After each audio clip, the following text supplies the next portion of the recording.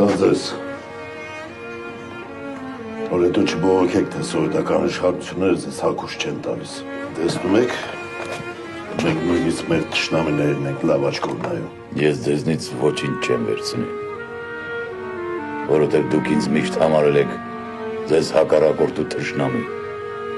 Բայց ես ձեզ հակառակորդ ու թշնամի էի, երբ դուք թուրքերի հետ եղբայր էիք։